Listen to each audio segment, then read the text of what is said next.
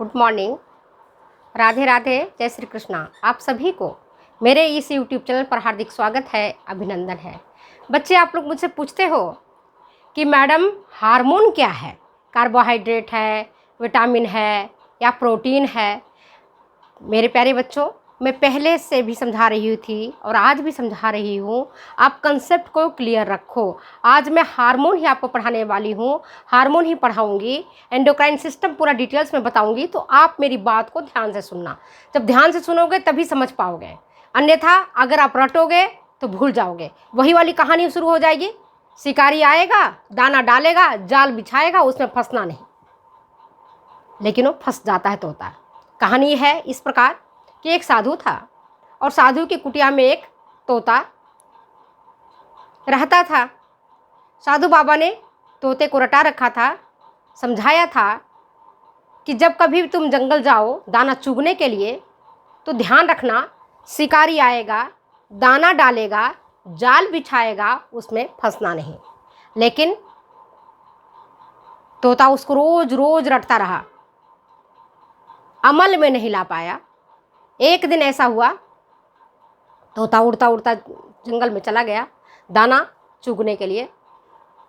तो खुद देख रहा है कि शिकारी आएगा, गा भी रहा है, बोल भी रहा है, शिकारी आएगा, दाना डालेगा, जाल बिछाएगा, उसमें फंसना नहीं। लेकिन वो अल्टीमेटली फंस जाता है। कहने के अर्थ है कि आपको अपने दिमाग में बातों को रखनी चाहिए, कॉन्सेप्ट को क्लियर करना चाहिए। जैसे एंजाइम है, हार्मोन है, किस चीज़ का बना हुआ, जहाँ कहता है कि किस चीज़ का बना हुआ होता है, जहाँ ये पूछा जाता है कि प्रोटीन का क्या स्रोत है, फैट का क्या स्रोत है, कार्बोहाइड्रेट का क्या स्रोत है, विटामिन ए का क्या स्रोत है, तो उसका सोर्सेज देखेंगे कि कौन में किस में सबसे ज़्यादा है। तो जो सबसे ज़्यादा है वही तो उसका सोर्स होगा। ठीक है ना, समझ गए बात को।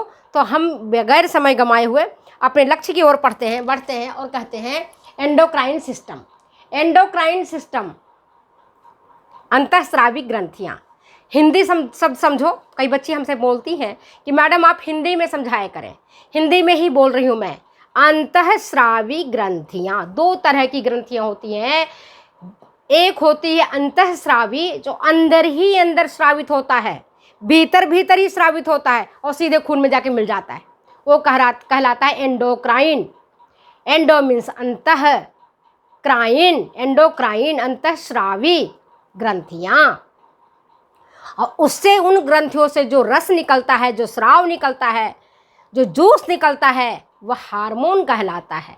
हार्मोन एक ग्रीक वर्ड्स का बना हुआ है। हार्मोन क्या है? ग्रीक वर्ड का शब्द है, हार्मो से बना हुआ है। हार्मो, जिसका अर्थ होता है उत्तेजना उत्पन्न करना, जगाना, उठाना, मतलब टू स्टिमुलेट, टू अराउज। समझ गए? इसका अर्थ क्या है? उत्तेजना उत्पन्न करना। कहाँ से निकलता है? एंडोक्राइन ग्लैंड से, अंतःस्रावी ग्रंथियों से निकलता है। ग्रंथियां दो प्रकार की होती हैं, पहले भी बताया था और आज भी बताती हूँ। एक होता है डक्ट वाली, जिसमें नलिका होती है। एक होती है डक्टलेस, जिसमें कोई नलिका नहीं होती है, नलिका विहीन ग्रंथियां होती हैं। तो जो नलिका विहीन ग्रंथियां होती हैं वही एंडोक्राइन ग्लैंड्स कहलाती हैं। उन्हीं को हम, जिनमें कोई नली नहीं होता है, जिसमें कोई पास करने के लिए कोई किसी प्रकार की कोई डक्ट नहीं है, कोई नली नहीं है ना, कोई पाइप नहीं है, कोई छेद नहीं है, वही जो है वो कहलाता है आपका डक्टलेस ग्लैंड या एंडोक्राइन ग्लैंड। दूसरी होती है डक्ट वाली ग्लैंड, जिसमें कोई वाहिका होती है, कोई नलिका होती है, कोई वाहिनी होती है, जो उनमें से जो रस निकलता है, जो जूस निकलता है, जो सेक्रेशन होता है, उसको वो स्रावित करता है। उसको कहते हैं एक्सोक्राइन ग्लैंड्स। एग्जाम्पल हो गया लार ग्रंथि, अश्रु ग्रंथि, कर्णमूल ग्रंथि, गैस्ट्रिक ग्लैंड्स, है ना, आमाशयी ग्रंथियाँ। इसी तरह से यकृत, पैनक्रियाज, नाम सुना है ना, अग्नाशय, खूब डिटेल्स पढ़ाए हुए हैं। तो आप पिछला वीडियो जा करके देखना, आपको सब समझ में आ जाएगा। ठीक है? Gastric glands, parotid glands, salivary glands,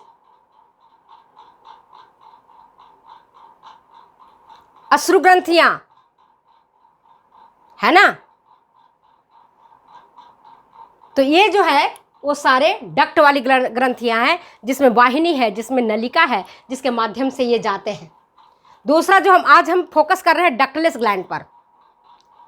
किस पर कर रहे हैं फोकस? डक्टलेस, अंतःस्रावी ग्रंथियों पर।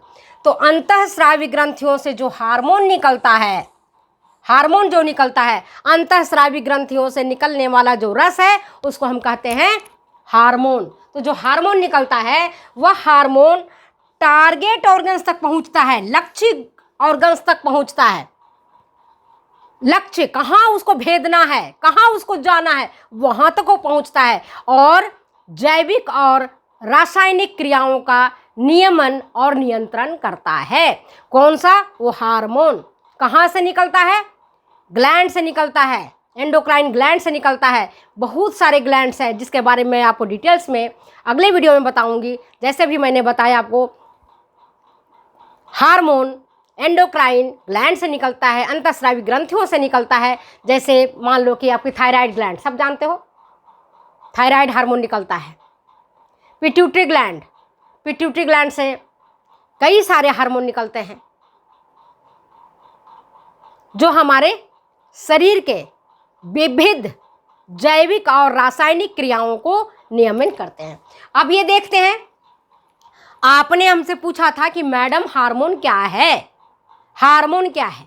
तो प्राकृतिक रूप से अगर देखोगे तो हार्मोन क्या है? हार्मोन एक रासायनिक यौगिक है। अगर एग्जामिनेशन में आए कि हार्मोन क्या है, प्रोटीन है, कार्बोहाइड्रेट है, विटामिन है या केमिकल कंपाउंड है, रासायनिक यौगिक है, तो पहला करेक्ट आंसर उसका होगा रासायनिक यौगिक। ये एक रासायनिक यौगिक है जो पेप्टाइड्स, नाम सुना है ना, पेप्टाइड्स पढ़ाए थे। प्रोटीन जब टूटता है तो पेप्टाइड्स, स्टेरॉइड्स, एमीन्स, अमीनो अम्ल, इनके डेरिवेटिव्स होते हैं। हार्मोन क्या होते हैं? हार्मोन होते हैं पेप्टाइड्स, स्टेरॉइड्स, अमीन्स और अमीनो अम्ल के डेरिवेटिव्स। याद आ गया? अब आपने कोई नहीं पूछोगे कि हार्मोन क्या है। हार्मोन प्राकृतिक रूप से रासायनिक यौगिक है जो पेप्टाइड्स, स्टेरॉइड्स, अमीन्स और अमीनो अम्ल के डेरिवेटिव्स होते हैं, व्युत्पन्न होते हैं। अब इसमें कोई बच्ची पूछेगी मैडम हिंदी इसका बताइए, तो पेप्टाइड्स के कोई हिंदी नहीं होता, स्टेरॉइड्स के बेटा कोई हिंदी नहीं होता, अमीन्स का कोई हिंदी नहीं होता, अमीनो एसिड का अमीनो अम्ल और डेरिवेटिव्स मतलब व्युत्पन्न, उसी से निकला हुआ है। तो हार्मोन क्या है? पेप्टाइड्स, स्टेरॉइड्स, अमीन्स और अमीनो अम्ल के डेरिवेटिव्स होते हैं। आगे समझ बात। अब रासायनिक रूप से अगर आप देखोगे, इसकी रासायनिक प्रकृति अगर आप देखोगे तो यह ग्लैंड्स से जो निकलने वाला हार्मोन है इसको केमिकल कोऑर्डिनेटर कहते हैं। अगर एग्जामिनेशन में आया केमिकल कोऑर्डिनेटर्स किसे कहा जाता है, रासायनिक प्रकृति के रूप में अगर हम देखते हैं तो हार्मोन को ही रासायनिक कोऑर्डिनेटर कहा जाता है, रासायनिक कोऑर्डिनेटर कहा जाता है, केमिकल कोऑर्डिनेटर कहा जाता है। क्यों कहा जाता है? क्योंकि ये एक नहीं कई तरह के, कई प्रकार के रासायनिक एवं है ना जैविक क्रियाओं का नियंत्रण और नियमन करता है, नियंत्रण करता है और नियमन करता है, कंट्रोल करता है, रेगुलेट करता है। ठीक है ना, जिसके कारण हमारा शरीर स्वस्थ रहता है और हम विविध प्रकार के क्रियाओं को संपन्न कर पाते हैं। अब एक चीज बताती हूँ, ये जो हमारा सिर का पिछला भाग होता है ये कहलाता है हाइपोथैलेमस। हाइपोथैलेमस से एक हार्मोन निकलता है, एक ग्लैंड्स होता है हाइपोथैलेमस में जिसको कहते हैं पिट्यूटरी ग्लैंड्स। क्या बोलते हैं उसको हम? पिट्यूटरी ग्लैंड, पीयूष ग्रंथि। उस पीयूष ग्रंथि से कई प्रकार के हार्मोन निकलते हैं और हाइपोथैलेमस में क्या होता है, न्यूरोकेमिकल मैसेंजर भी कहा जाता है। किस हार्मोन को कहते हैं? किसको कहते हैं? पीयूष हार्मोन, है ना। पीयूष ग्रंथि से जो निकलने वाला हार्मोन है उसको हम कहते हैं न्यूरोकेमिकल मैसेंजर। क्या कहलाता है वो? न्यूरोकेमिकल मैसेंजर कहलाता है। क्यों कहलाता है? क्यों कहलाता है? क्योंकि हाइपोथैलेमस में तंत्रिकाएं होती हैं। क्या होती हैं? हाइपोथैलेमस में तंत्रिकाएं होती हैं और उन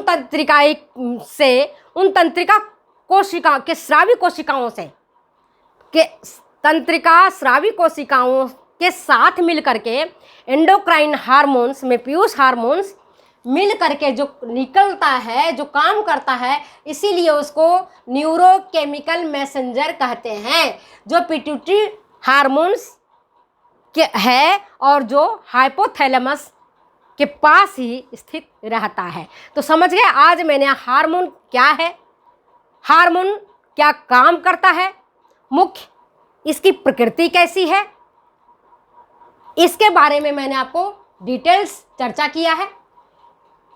नर्वस सिस्टम, हमारा जो बॉडी है, हमारा जो विभिन्न प्रकार की हम क्रियाएं करते हैं, उसमें एक होता है हमारा नर्वस सिस्टम और दूसरा होता है हमारा केमिकल एंड बायोलॉजिकल फंक्शंस करने के लिए दो चीज जिम्मेदार होता है। केमिकल एंड बायोलॉजिकल फंक्शन, हमारी शरीर के जो विविध रासायनिक क्रियाएं हैं, जैविक क्रियाएं हैं, इनको ठीक प्रकार से संपन्न करने के लिए दो सिस्टम हमारी बॉडी में काम करता है। एक सिस्टम हमारा काम करता है कौन सा? Nervous system. सेकेंड हमारा काम करता है कौन सा? Endocrine system. एंडोक्राइन सिस्टम के अंतर्गत हमने विविध ग्लैंड्स के बारे में जानेंगे, उनसे निकलने वाले हार्मोन के बारे में जानेंगे, हार्मोन कहाँ से निकलता है, किन लक्षणों तक पहुँचता है, हार्मोन की क्या प्रकृति है, किस हार्मोन को हम न्यूरोकेमिकल मैसेंजर कहते हैं, पिट्यूटरी ग्लैंड से जो हार्मोन निकलता है